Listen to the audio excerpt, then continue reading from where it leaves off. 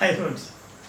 So before we enter the wasteland proper, we should have some idea, no? This way, before entering the wasteland, that is the title of today's lecture, and two things.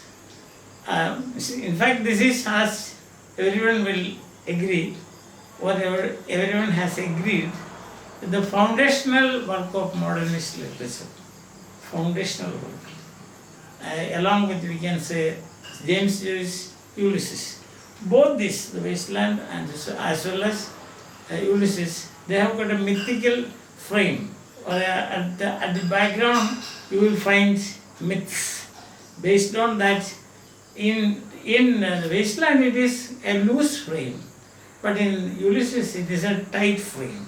So, the most important thing before entering the wasteland is what was the concept of, or what was in the mind of the poet before he wrote his poems, or his poems and his drama, family reunion and so on. So, what was in his mind? That you can see 1921 essay that he wrote on the metaphysical poets. The relevant part I have quoted here, I will read out for you, so it becomes easier for us, both of us, to follow. And in 1921, the metaphysical poets, T.S. Eliot wrote like this: our civilization comprehends great variety. You find in the poem great variety and complexity. The poem also you will find the complexity. And this variety and complexity play upon a refined sensibility. That is the smithy of the artist's soul. As James Joyce says, as James Joyce would say in Portrait of the Artist as a Young Man. So sensibility must produce various and complex results. You got the point now.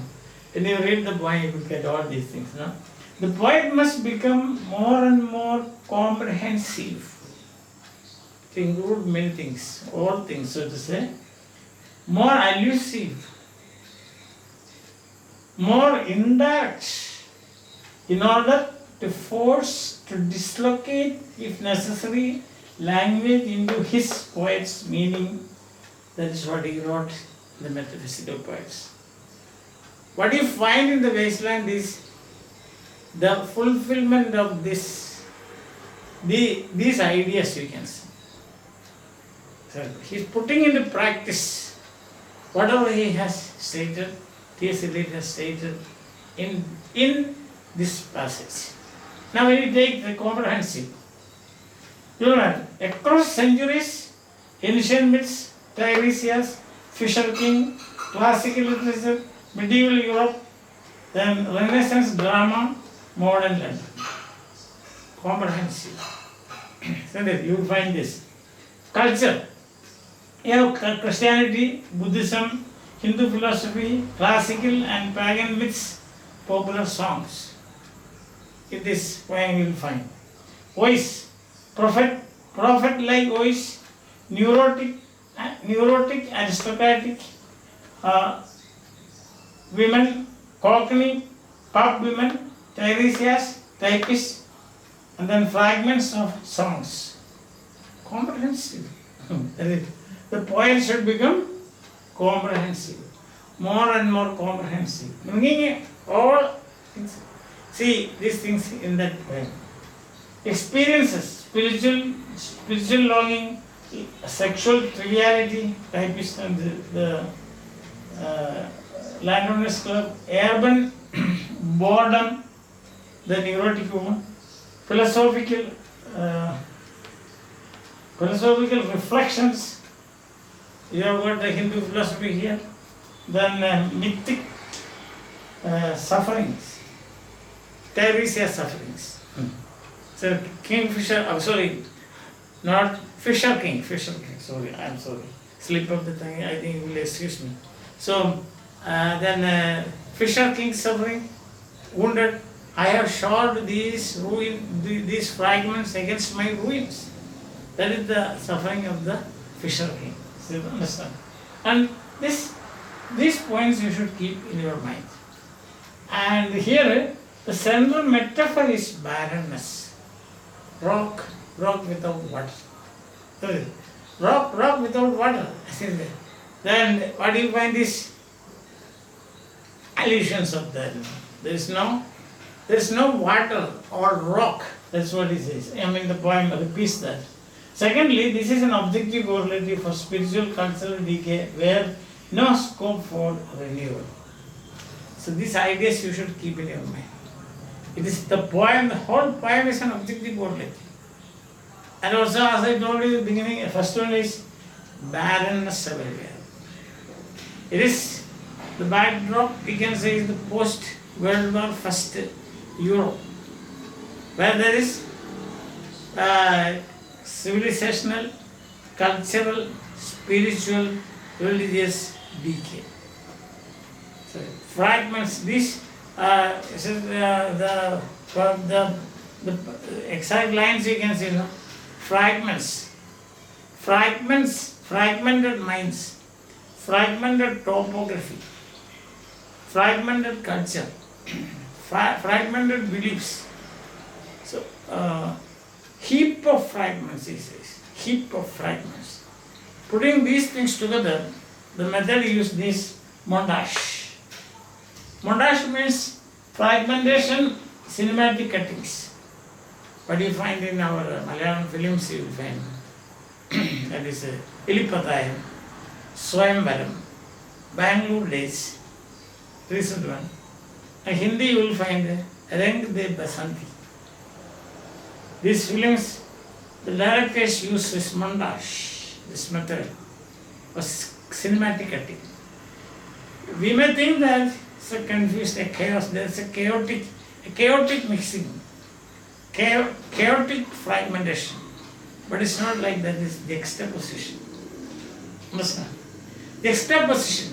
There is no linear structure. Only structural juxtapositions you will find.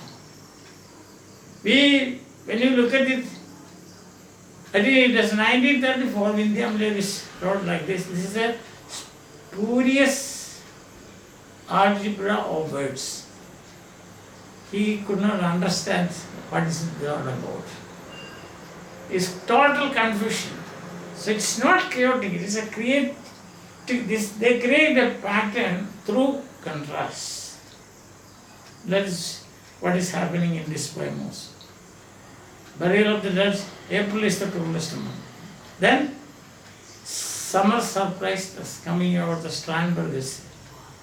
And immediately what happens is, this is stony rubbish, heap of broken image, a dead tree, dry stone, fear in a handful of dust.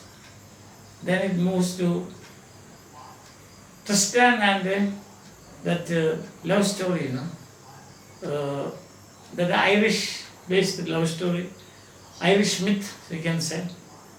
And next, immediately it moves to the Madame Sister's passage. Like that, one after another it comes. The hyacinth girl, the unreal city, the flowing crowds. When you look at it, what you find is a lot of confusion. But it's not confusion. It's not chaotic. It's a structured juxtaposition. That's the phrase to be used. Structured juxtaposition. It is the density, we can say the allusive density you find. Culture, all a sweep of cultures you find. In the fire sermon we have got to Carthage I came. Several references about Aeneas and Dido, St. Augustine, that is. Then indirect way of presenting in the fire sermon you have got the typist. The time is now propitious as he guesses. The meal is ended and she is bored and tired. Mechanical relationship. He doesn't directly say, the poet should indirect Allusive, more indirect. Allusions we have plenty in this. As we have already seen, the culture, then across, as I said, ancient myths and so on, allusive. You have got others like Shakespeare, Baudelaire, Chaucer, indirectly, isn't it? Chaucer. Then you have got again languages, multiple languages. Italian, then French, then you have got Italian, French, you have other German, other European languages. So there's multiplicity of languages, multiplicity of cultures. See, allusive, more elusive, indirect, dislocate. That in a game of chess you have language is dislocated, you can say. What does it say? It says about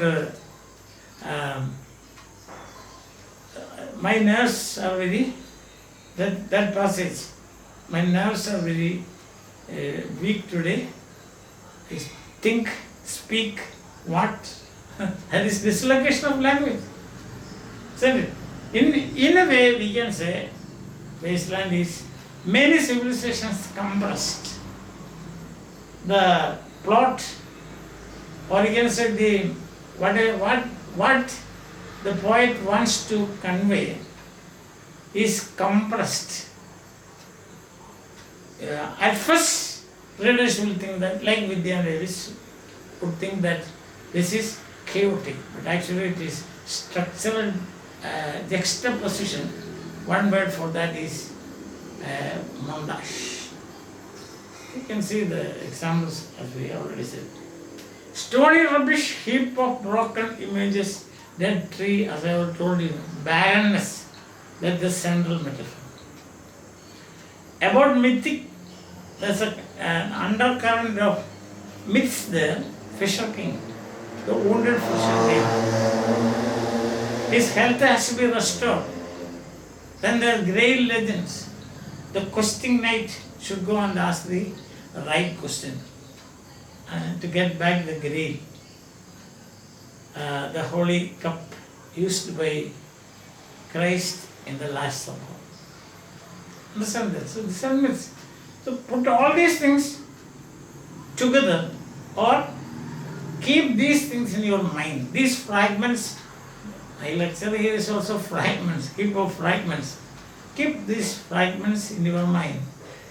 And then we can show a very, very philosophical or a poem that is searching for some kind of spiritual renovation in a world fragmented, in a world where there is death and decay. Montage here, that is a French word, not mondage but montage. That is how it is pronounced. Now it is the ontology of modern man. What is ontology means? The existence, you can say. The existential base of modern man is fragmentation. Understand? My nerves are bad, tonight think, she says. Speech becomes fragmented, nervous and disconnected. This fragmentation. And in every section you will find that. So 2 or 3 points from these fragments if you keep in your mind. First, the technique is montage, cinematic cutting, juxtaposition, structural juxtaposition. Secondly, it is dense with allusions. Then it's comprehensive across cultures and centuries and religions and experiences. Understand? And there is language dislocated. Meaning is produced through indirect method. The best example is, I have already told you, the time is now, and that she is born after her meals. Mechanical relationship.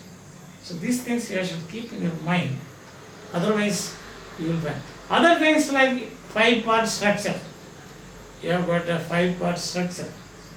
The burial of the dead, then a game of chess, the fire sermon, death by water, and what the thunder said, 5 structure. 5 quoting from 5 languages, you have got 5 languages.